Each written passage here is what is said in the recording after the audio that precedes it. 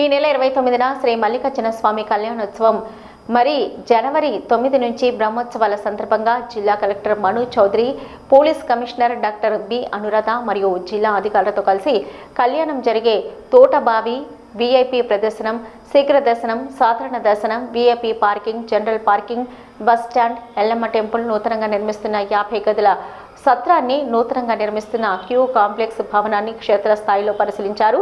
చేర్యాల, హైదరాబాద్, కరీంనగర్, సిద్దిపేట బస్సులు, ఆటోలు వెళ్లే రూట్లను పరిశీలించారు.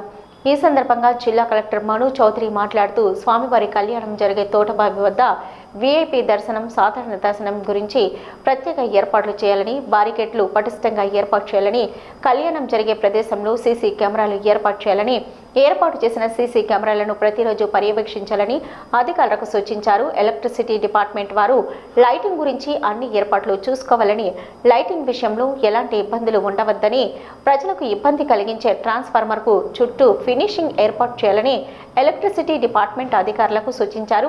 ఫైర్ సేఫ్టీ గురించి షాప్ యజమానులకు అవగాహన కల్పించాలని, రాబో 3 నెలలు బ్రహ్మోత్సవాలు జరుగుతాయి కాబట్టి అందరూ అప్రమత్తంగా ఉండాలి.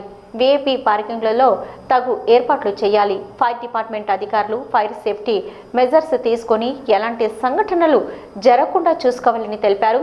షాప్స్ ముందర దుకాణాలు పెట్టి వచ్చే భక్తులకు ఇబ్బంది కలగకుండా పెయింటింగ్ వేయించాలని R&B అధికారులకు సూచించారు. ఇక వచ్చే భక్తులకు మంచినీటి సౌకర్యం 24/7 కల్పించాలని RW అధికారులకు సూచించారు. టెంపుల్కు ఇరువైపులా స్టాప్ గేట్స్ ఏర్పాటు చేయాలని టెంపుల్ ఈవోకు సూచించారు. వచ్చే భక్తులకు మెడికల్ ఎమర్జెన్సీ గురించి తాత్కాలికంగా స్టాల్స్ ఏర్పాటు చేసి మందులు అందుబాటులో ఉంచుకోవాలని DMHOకు సూచించారు. ఇంకా సౌండ్ సిస్టమ్ ఇబ్బంది లేకుండా చూసుకోవాలని I&P డిపార్ట్మెంట్కు సూచించారు. వచ్చే ఆర్టీసీ బస్సులను బస్టాండ్లో నిలిపే విధంగా చర్యలు తీసుకోవాలని ఆర్టీసీ అధికారులకు తెలిపారు. వచ్చే భక్తుల గురించి మొబైల్ టాయిలెట్స్ ఏర్పాటు చేయాలని తెలిపారు. వచ్చే భక్తులకు ఎలాంటి ఇబ్బందులు కలగకుండా 25వ తారీఖులోపు పూర్తి చేయాలని సంబంధిత అధికారులకు సూచించారు.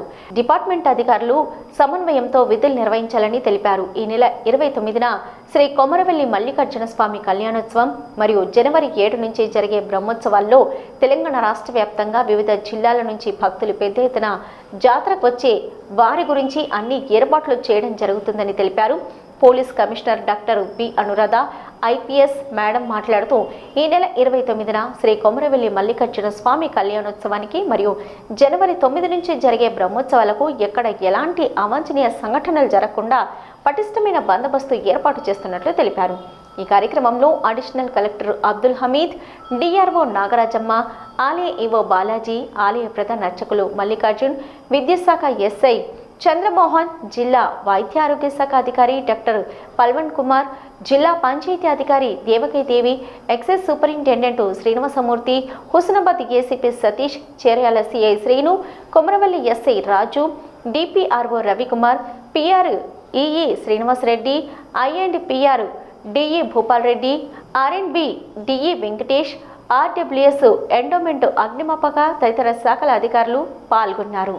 కొమరవెల్లి మల్లికార్జున స్వామి దేవాలయంలో జరగబోతున్న కళ్యాణం ఈ 29th డిసెంబర్ నాడు ఉంది. అదేవిధంగా బ్రహ్మోత్సవాల్లో భాగంగా 19th జనవరి నుంచి జాతర కూడా ఉంటుంది.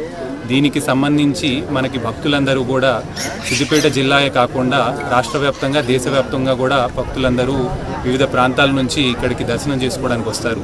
కాబట్టి వారికి ఎటువంటి ఇబ్బంది కలగకుండా మనం అన్ని డిఫరెంట్ డిపార్ట్మెంట్స్ ఏవైతే ఉన్నాయో టెంపుల్ అథారిటీస్, ఈవో గారు, అదేవిధంగా పూజారులు అందరితో కోఆర్డినేషన్ చేసుకొని ఎక్కడా కూడా ఏ డిపార్ట్మెంట్కి పబ్లిక్కి ఇబ్బంది కలగకుండా డిపార్ట్మెంట్స్ రోల్స్ అండ్ రెస్పాన్సిబిలిటీస్ ఏంటి, వారి డ్యూటీస్ ఏంటి అనేది కూడా క్లియర్గా ఈరోజు విజిట్ చేసి వాళ్ళకి ఎక్స్ప్లెయిన్ చేయడం జరిగింది. ఆల్ అరేంజ్మెంట్స్ కంప్లీట్గా మనకి 25th వరకు కంప్లీట్ చేయమని కూడా చెప్పాము. మళ్ళీ 25th నాడు రీవిజిట్ చేసి ఒకసారి ఏ విధంగా రూట్ ఉంటుంది, భక్తులు ఎక్కడి నుంచి వస్తారు అనేది మళ్ళీ రీఎగ్జామిన్ చేసి కంప్లీట్ ఓవరాల్ అరేంజ్మెంట్స్ అన్నీ కూడా స్మూత్గా జరిగే విధంగా చూసుకుంటాం.